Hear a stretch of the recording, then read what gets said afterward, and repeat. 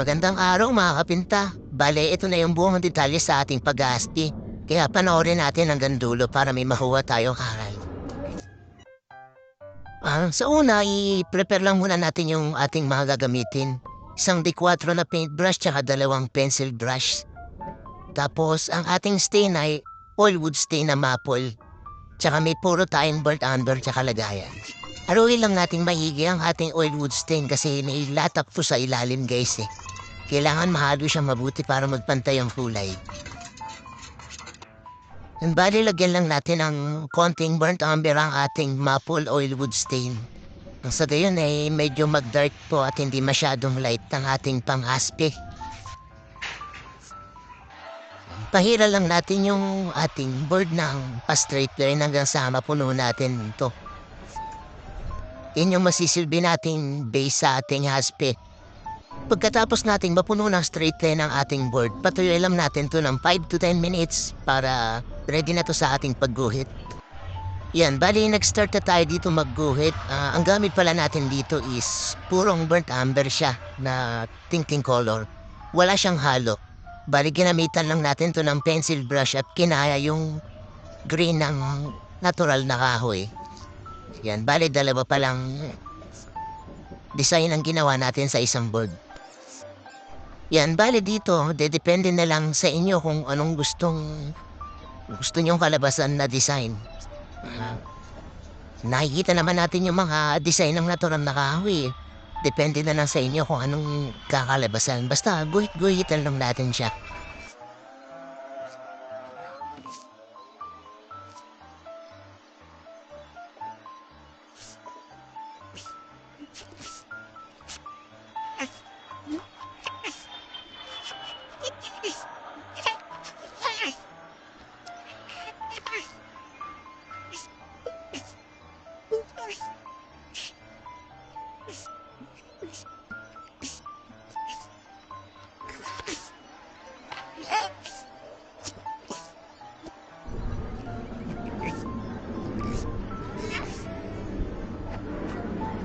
Yan, bali dito pala tapos na tayo mag-blend. Iikot na natin yung malambot nating brush sa ginawa nating haspi para medyo mag-dark yung gitna niya. Yan, bali susundan lang natin yung kung ano ang dinaanan ng guhit natin. Lahat ng guhit natin, dadaanan natin siya ng ganyan. Yan, bali pa igot-igot lang. Susundan lang natin yung guhit natin.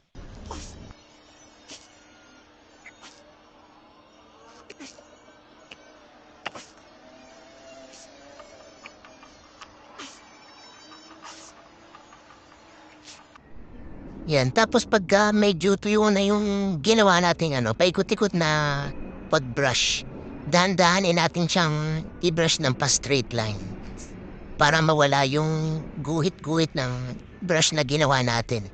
Para maging smooth yung itsura niya, guys. Yan. Kung mapapansin nyo, medyo nag-smooth na yung niya, yung pinagguhitan ng brush. Nawawala na yung mga guhit-guhit na makikita mo na talagang hindi masyadong natural ang itsura. Yan, gawin lang natin yung ganitong pagpahid ng dahan-dahan hanggang sa buo natin yung natin, yung dinesign natin. Importante na medyo malambot yung brush na gagamitin natin para hindi makayod yung design na ginawa natin. Kasi kung gagamitan natin to ng mga normal na brush lang, yung mga nabibili sa hardware, pangit ang kakalabasan. Kaya mas maganda talaga na malambot na brush ang gagamitin natin. Yung brush pala na ginamit natin dito guys, ito yung ginagamit sa sa mga pang makeup sa mukha ng babae.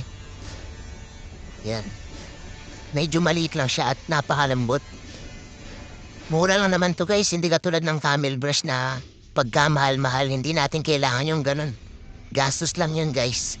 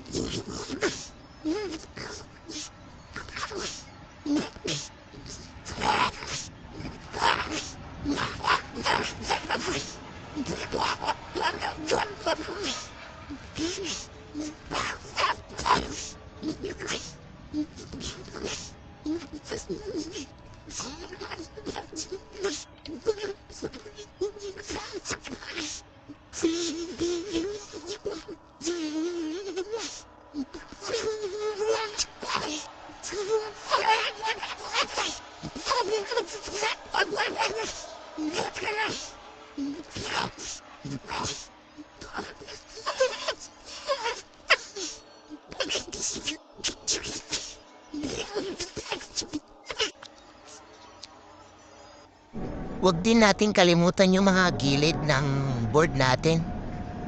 Lagi nating idudugtong yung haspi natin para hindi mahalata na plyboard lang siya. Yung iba kasi ginagawang ano lang straight line din lang yung sa gilid. Magmumukha kasing laminated pagka ganun guys. Yeah, mas maganda pagka ganito dinudugtong natin yung haspi natin sa lahat ng gilid. Napaka-importante nun mga boss. Yan. Susundan lang naman natin yung kung anong guhit sa ibabaw, ganun din sa gilid. Susundan lang natin yan. Tapos pagka medyo natuyo, ibabrush lang natin ng dahan-dahan lang. Yan, para magdugtong siya.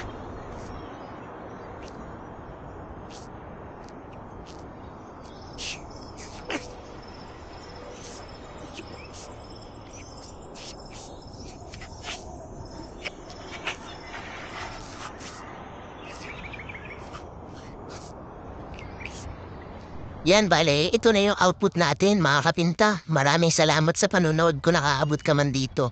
Sana may natutunan tayo sa ating vlog na yon. God bless at maraming salamat sa mga sumusuporta.